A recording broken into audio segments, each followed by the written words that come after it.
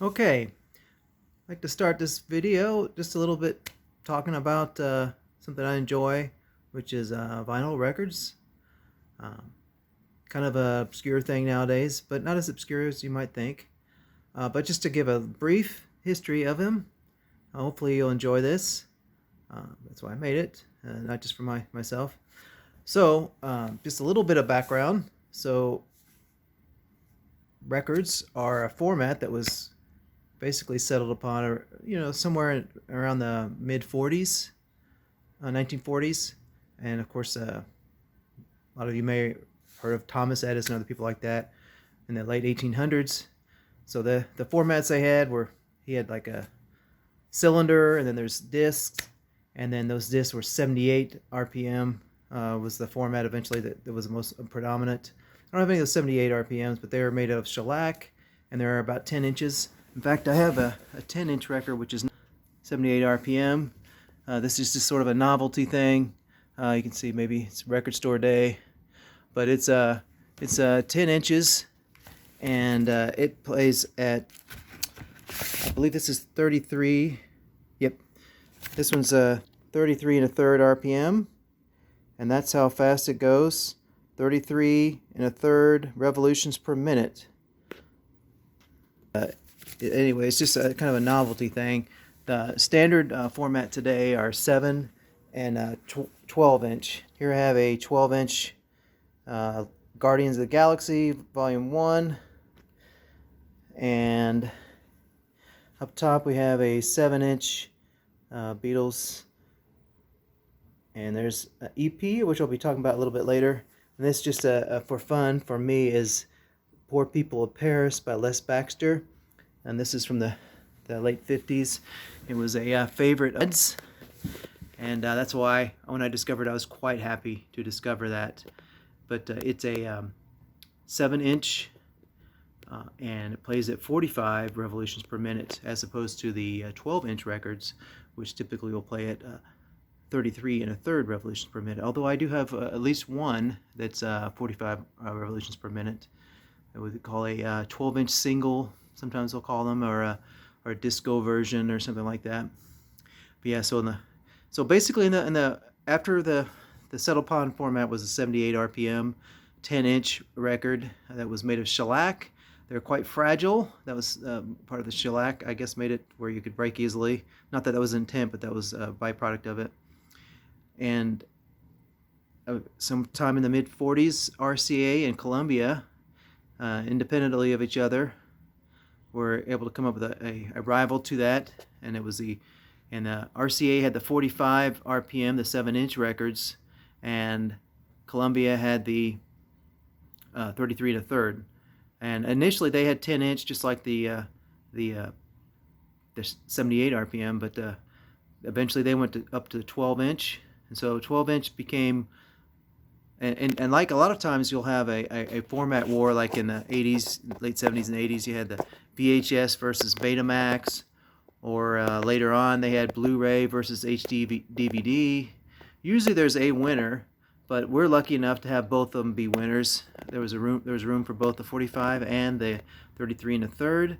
The adults would buy their classical records or other adult formats on an album, and the 33 and a third, they're a little bit more expensive. They had the disposable income. The teenagers had their babysitting money and the money they found lying around on the couch or whatever, so they were able to buy the 45s. And as a treat for the teenagers, they had these things called keys. And here's an example of an English one. It's Long Tall Sally. So instead of having your normal one song per each side, so you'd have your A side, which is your more popular song typically, and your B side, which is, sometimes a more obscure song, maybe not even on the album, or maybe just kind of a filler track on the album. But occasionally you have some gems on the B side as well. But the EP is a little bit different, and as you can see, this one's in mono. There's mono and stereo. Mono, all the sound comes out of one speaker, and then the stereo, you have different sounds coming out of each speaker for a stereo effect. But as you can see on this one, on side 1 you have 2 songs, and on side 2 you have another 2 songs. There's a total of 4 songs. So this is a little bit different. And also something I'd like to show you with the the regular single. Here's a British one. It's on the A side has Penny Lane and B side Strawberry Fields Forever, or maybe it's the other way around. Never really could tell. This one was one a little bit unusual, called a double A side. Um, so both sides were pretty popular.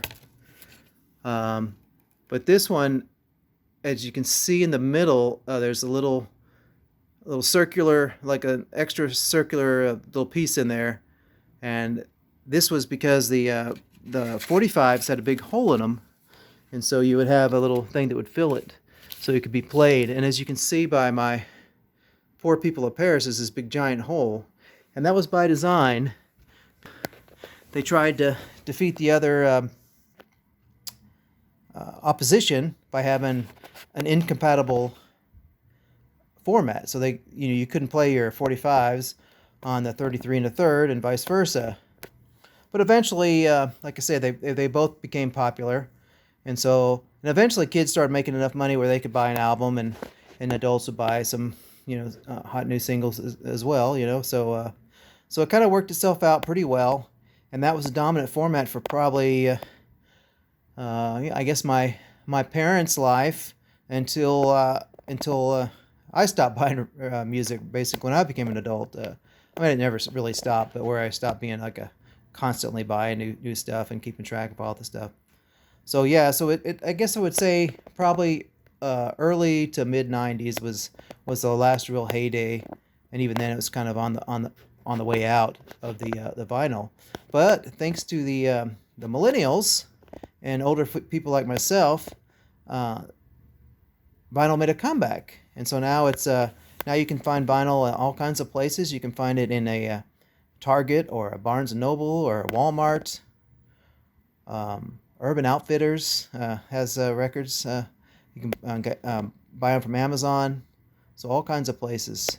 So don't sell your records or your record player. If you still want to listen to them, you still want to get some new stuff. So occasionally you'll have a new artist, or like a Guardians of the Galaxy. I think I have Lego and Lego movie soundtrack. And one of the cool things about sometimes the vinyl, like in the case of Guardians of the Galaxy, not only does it have the songs, the cool little vocal tracks, but it also has a score, which you'd have to buy separately if you're buying it some other way. So it's kind of nice. It's a nice little treat, and you get little pictures, and sometimes you'll have lyrics or liner notes, lots of different features that aren't necessarily available with other ways of buying it. But I do enjoy, not as much CDs, but I do enjoy CDs, but I do enjoy YouTube, and I haven't really got into Spotify too much, but I appreciate its worth, and other ways, however you may listen to music. But I really enjoy listening to vinyl, and it's a real treat for me. It's not terribly expensive if you buy used, and the good thing about used, like that example I showed you of Poor People of Paris, it's 50, 60 years old, and it sounds great. And so and it's physical, so it's mine. It's not going to disappear one day. I mean, I could break it or I could lose it or something, but other than that, it'll still be around. And so I really enjoy that. And it's just kind of the whole experience, putting the record on, and dropping that needle on it, and just takes me to another world, and I get to really experience the whole thing. Anyway, so there's 7-inch, usually for the singles, one song on one side, one song on the other, except for EPs. And there's your 10-inch, which is really more of a novelty nowadays, but was for the 78 RPM, and the 12-inch, which is typically reserved for your full albums with about 10 to 12, maybe 14, 15 songs, about half an hour or so. So that's pretty much how they work now. So if you have more than that, you might have a box set. Maybe if it's like 4 or 5 albums, and if it's just 2, you'll have a double album. Maybe there's even a triple album.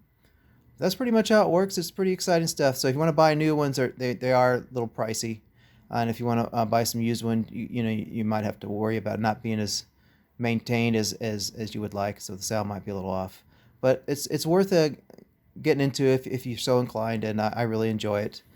Anyway, that's it for now. Have a great day. Bye.